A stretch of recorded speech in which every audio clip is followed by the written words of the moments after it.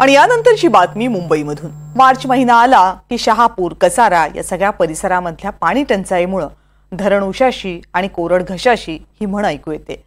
मुंबईच्या हाकेच्या अंतरावर असलेल्या आणि मुंबईला पाणी पुरवणाऱ्या शहरांची ही अवस्था कायमच दाखवली जाते।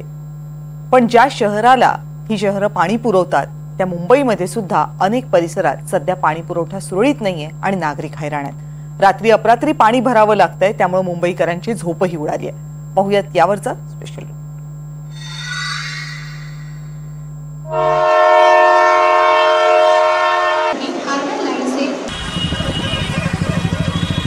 मुंबई कधीच थांबत नाही असं म्हटलं जातं, पण गेल्या 15 दिवसांपासून मुंबईतल्या अनेक भागांमध्ये लोक कामधाम सोडून आपल्या घरातच थांबतात आणि त्याला कारण आहे पाणी।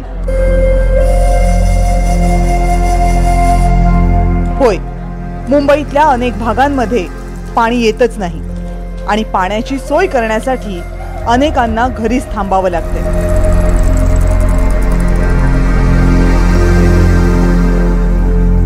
टँकरने जे पाणी आम्ही मागवतो आता सध्या 2-3 बिल्डिंग मध्ये टँकरने पाणी टाकतोय, तर प्रत्येक वेळी 2-2, 2,500 रुपये फक्त पिण्याचं नाही पाणी, ते आंघोळ करायसाठी जे पाणी आम्ही टाकतोय पिण्याच्या पाणीचं 4,500 4,700 रुपये ते प्रत्येक वेळी नाही देऊ शकत। आता किती त्रास होतो ते लोकांना माहिती आहे। इथे काय रोज कमवणारे रोज खाणारे माणसं आहे, इथे बिल्डिंगचं मेंटेनन्स पण भरायला माणसाला त्रास होतो। त्याच्यामध्ये आता ते पाण्यासाठी पैसे जर प्रत्येक लोकांनी द्यायला सुरू केलं तर माणूस करणार काय? इथे पण 300-400 लोकांची अपार्टमेंटची जनसंख्या आहे, म्हणजे कमीत कमी आमच्या एका एरियामध्ये 5,000 ते 6,000 लोक इथे राहतात।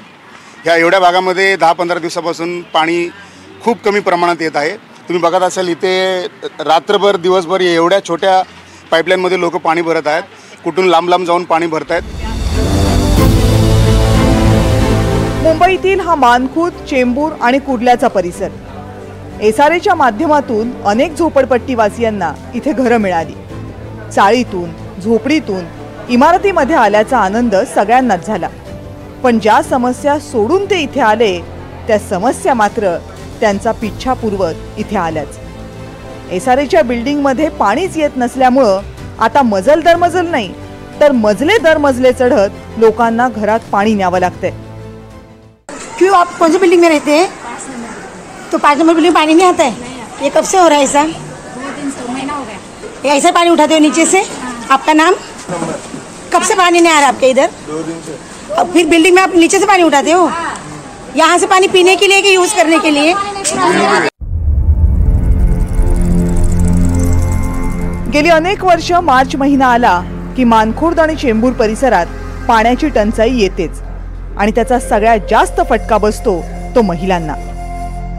इमारतीच्या 5व्या मजल्यावरून महिला कपडे धुवायला खाली उतरतात, एखादी गळकी जलवाहिनी शोधतात आणि गळणारं पाणी जमा करून कपडे धुतात। बरं, इथल्या आमदारांची परिस्थिती सुद्धा फार वेगळी नाहीये। चेंबूर ह्या मतदारसंघामध्ये फक्त अल्टा विस्टा जी बिल्डिंग आहे तिथे 850 घरं आहेत आणि 4,500च्या वरती नागरिक आहेत। तर ते त्यांना पाणी कमी येत होतं आणि टँकर तिथे चालू केले होते मी महानगरपालिकेतर्फे। आणि तिथे काय झालं आहे, तो जो बिल्डर आहे त्या बिल्डरमुळे हा पाण्याचा प्रॉब्लेम झाला। त्यांनी जेव्हा बिल्डिंग बांधली तेव्हा 4,500 लोक तिथे येणार आहेत, मग त्याच्याबरोबर त्यांनी पाण्याची व्यवस्था करायला पाहिजे होतं, पण त्यांनी पाण्याची व्यवस्था न करता त्यांनी जबरदस्तीने लोकांना घरामध्ये टाकलं आणि आज पाण्याची प्रॉब्लेम त्यांना खूप मोठा आहे। परंतु मी आता त्यांना टँकर चालू केलेत, त्यांना नवीन एक लाईन पाण्याची टाकून दिली आहे आणि आता त्यांना पाणी व्यवस्थित आहे। आता त्यांच्या कंप्लेंट नाही आहेत, तरी पण आज चेंबूरमध्ये जितका पाणी पाहिजे होतं तितका पाणी नाही आहे।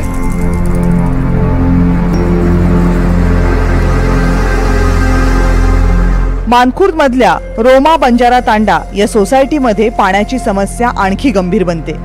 या सोसायटीमध्ये 536 घरं आहेत, पण सगळी कुटुंब टँकरच्या पाण्यावरच अवलंबून आहेत। कमी 10 ते 15 दिवस झाले अगोदर तर म्हणजे जरा थोडंफार यायचं, जसं 8-10 हंडे पाणी भरलं एवढं आहे ठीक आहे, पण आता सध्या फक्त पिण्यापुरतं 2 हंडे 4 हंडे, मग वापरायला काय करायचं? आणि बिल्डिंगमध्ये पाणी किती लागतं, मुलांना वॉशरूमला पाणी हवं आहे, मेन तो वॉशरूमचा प्रॉब्लेम आहे, आणि वॉशरूमला पाणी नसलं तर करणार काय?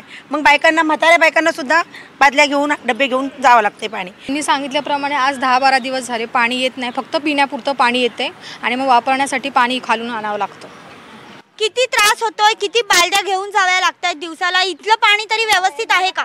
इथले पाणी आहे व्यवस्थित, म्हणूनच सगळे घेऊन जातात, पण सगळ्यांना भेटलं पाहिजे ना, मग थोडं थोडं जेवढं मिळेल तेवढं घेऊन जावंच लागते.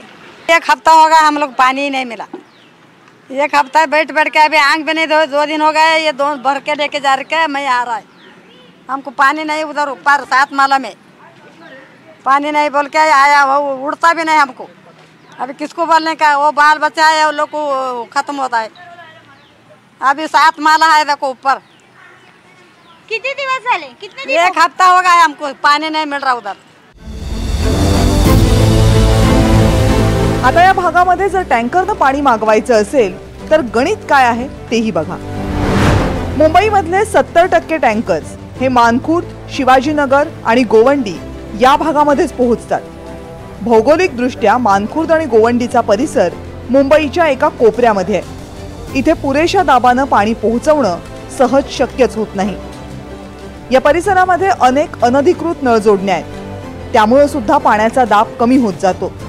अनेक ठिकाणी टँकर माफिया जलवाहिनीमधून जोडण्या टाकतात, त्यामुळे कमी दाबानं सुद्धा पाणी पुरवठा होतकरसाठी रहिवाशांना तब्बल 10,000 रुपये मोजावे लागतात. टँकर माफिया या परिसरामध्ये नागरिकांची प्रचंड लूट करतात. हे सगळं टाळण्यासाठी पालिका दरवर्षी कोट्यवधी रुपयांचा खर्च करते.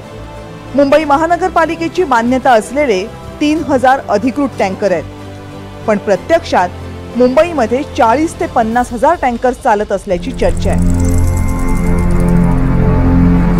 मुंबईला पाणी पुरवठा करणारी बहुतांश धरणं ही मुंबईच्या हद्दीच्या बाहेर आहेत. उन्हाळा सुरू झाला की या धरणांमधला पाणीसाठा झपाट्यानं खाली जातो. सध्या मुंबईला पाणी पुरवठा करणाऱ्या धरणांमध्ये किती पाणीसाठा आहे तेही पहा. अप्पर वैतरणा 38.47%, मोडक सागर 23.8%, तानसा 25.89%, मध्य वैतरणा 38.32%, भातसा 32.22%, विहार 43.85%, तुलसी 43.28%. मुंबईला पाणी पुरवठा करणाऱ्या सर्व धरणांमध्ये मिळून सध्या पाणीसाठा आहे 32.85%.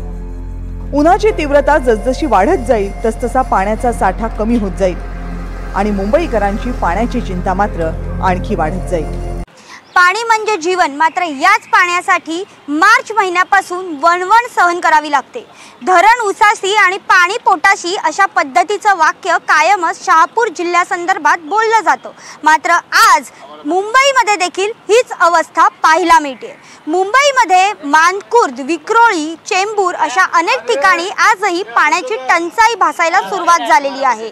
जवळपास 15 दिवस झाले येथील नागरिकांना पाणी नाही. त्यामुळे टँकर असतील किंवा अशा पद्धतीच्या छोट्या छोट्या पाईपलाईनमधनं पाणी भरलं जातंय. आणि विशेष म्हणजे यामध्ये लहान मुलं पासून म्हाताऱ्या माणसांपर्यंत सगळेच जण पाणी भरण्यात व्यस्त असल्याचं पाहायला मिळतंय.